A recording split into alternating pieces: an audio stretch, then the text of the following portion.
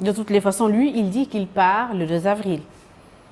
Il l'a dit et redit plusieurs fois. Oui, vous savez, bon, j'aime bien le président, mais quand même, ce n'est pas la première fois qu'il dit une chose, qu'il redit une chose, et après, finalement, il ne fait pas la chose.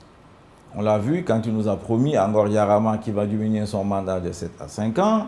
Il l'a redit en Europe, il l'a redit à Addis Abeba. C'est le Conseil qui s'est opposé. Je ne sais pas. Mais en tout cas, le constat, c'est qu'il ne l'a pas fait. Il ne l'a pas fait. Pourquoi il n'a pas demandé au Conseil avant d'aller promettre en France ou à Addis Abeba? Pourquoi? Donc, le fait qu'ils disent, qu'ils redisent, nous ne sommes pas dans une tradition orale, nous sommes aujourd'hui dans l'écrit. Et l'écrit qui compte, c'est le Conseil constitutionnel. Le Conseil constitutionnel lui a également dit, avec les parties prenantes, de fixer la date de l'élection présidentielle qui ne peut dépasser le 2 avril 2024. Voilà où nous en sommes. Donc une concertation avec les candidats retenus par le Conseil constitutionnel, les 19 candidats, c'était 20, Mme Wardini est sortie, 19 candidats. Il devait se concerter avec les candidats retenus. Il a bricolé et finalement 16 ou 17, en tout cas parmi nous, n'ont pas accepté d'aller les rencontrer. Voilà la situation dans laquelle nous nous trouvons aujourd'hui. C'est une situation extrêmement grave. Et donc, il y en a qui se mettent à philosopher dans tous les sens pour dire qu'on va reprendre la liste, on ne va pas la reprendre. Mais ce qui est constant, c'est que l'élection présidentielle est en cours. Puisque le décret que Macky Sall avait pris pour annuler la convocation, ce décret est devenu illégal. Donc, l'élection présidentielle aurait dû avoir lieu le 25 février. Il a refusé de l'organiser parce que c'est lui qui est le patron de l'administration. C'est pourquoi, une des réformes que je propose, c'est que l'administration des élections devienne une administration autonome. Autonome. Et c'est important. La preuve, si elle était autonome, elle aurait exécuté la décision du Conseil constitutionnel. Parce que les décisions du Conseil constitutionnel ont force de loi. Madame Fall.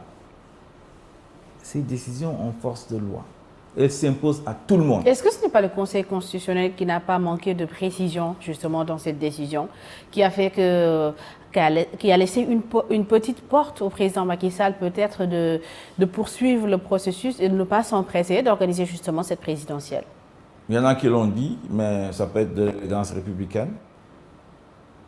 De dire au président, vous êtes encore président de la République. Nous avons évidemment contesté votre décret du 3 février, qui est un coup d'État constitutionnel. Lequel décret d'ailleurs, on parle de Macky Sall, mais Amadouba l'a contresigné aussi. Hein. Il en porte une grande responsabilité, puisque c'est un acte illégal. Et pourtant, il est candidat. C'est ça les charmes de la politique sénégalaise. Et en refusant justement, M. Diallo, vous et les 17 autres candidats ou 16 autres candidats d'aller répondre au président Macky Sall, est-ce que vous n'êtes pas un tout petit peu en partie responsable de cette situation? Est-ce que ce n'aurait pas été mieux d'aller le rencontrer comme il vous a invité? Vous avez reçu votre invitation, non? Oui. Le jour du dialogue, le matin, il devait rencontrer normalement les candidats validés par le Conseil constitutionnel. Qu'est-ce qui bloquait? Pourquoi vous avez décidé de ne pas aller répondre alors que c'était une rencontre entre vous et lui seulement? Bon, je pense que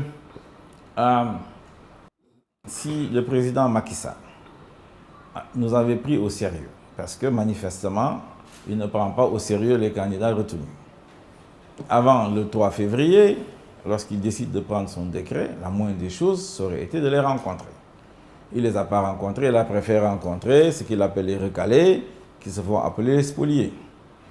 Donc ça veut dire qu'il marque sa préférence pour cela.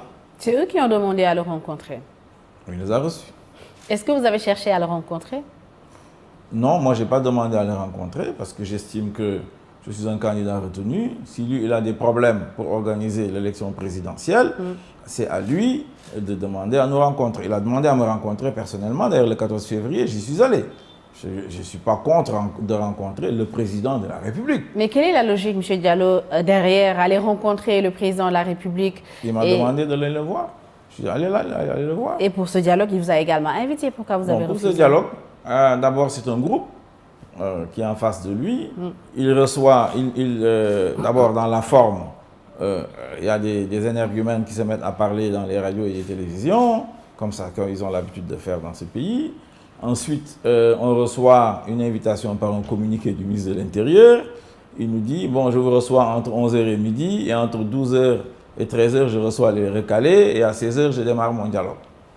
Bon, on a estimé que ce n'était pas élégant dans une république, et que, voilà, il aurait même pu, à la fin de son dialogue, recevoir les candidats retenus, qui vont lui dire ce que je vous dis, qu'il faut qu'il organise l'élection présidentielle avant le 2 avril. Il y a des dates qui sont admissibles. 17 mars, 24 mars. Voilà ce qu'on va lui dire. Hein. Et que donc, si jamais ça déborde pour aller au mois d'avril, sachant que son mandat est terminé le 2 avril, ce sera au Conseil constitutionnel de donner la direction. Ce sera au Conseil constitutionnel de prendre une décision pour dire le 2 avril, Macky Sall n'est plus président de la République du Sénégal. Et donc, c'est le Conseil constitutionnel qui, à mon avis, a le pouvoir et devra le faire. Et sa décision va s'imposer à tout le monde, y compris à l'armée, y compris à la police, y compris à la justice, y compris à l'administration. C'est ça qui va sauver la République au Sénégal. Donc,